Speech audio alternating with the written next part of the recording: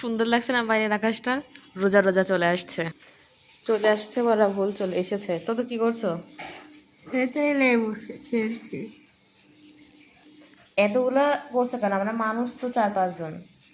কয়টা করছো? 4টা? এত লাগবে না। আর তোমার নতুন মগ বের করছো?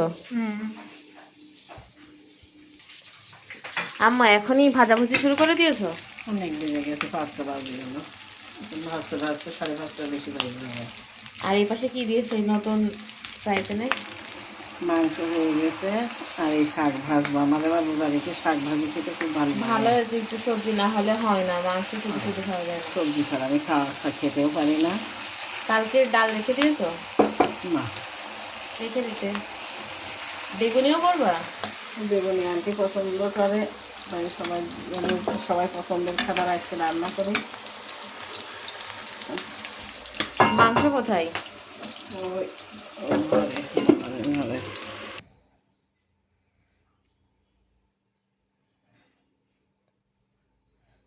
মা, আমাদের তো খাসি মাংস পছন্দ না, তাহলে খাসি মাংস রান্নলে কেন? সবার পছন্দের তো রাঁধছো।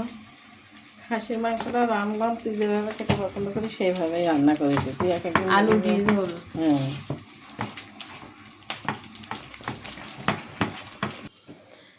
এই বড় এইটাতে এখন সাজানো হবে ইফতার।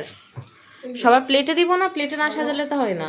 ওই এর ভিতরে রাখবানে যার ইচ্ছা মতো নিয়ে নেবে, নাহলে অনেকগুলো প্লেট হয়ে যায়। অত প্লেট কিন্তু এমনি তো সবাই আলাদা প্লেটেই খাবে তখন। ছোট মামা আন্টি ওরা আলাদা প্লেটে খালি খাবে, আমরা এখান থেকে নিয়ে খেয়ে নেবো, হয়ে যাবে। তারপরে খুব সুন্দর হয়েছে আয়োজন, সবগুলো নেবে, ওইগুলো অনেক সুন্দর হয়েছে।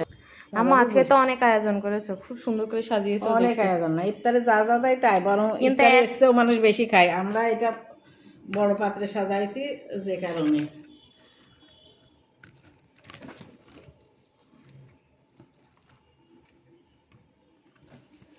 আপনারা অবশ্যই কমেন্ট করে জানাবেন আমার এই প্লেটটা সাজানো কেমন হয়েছে।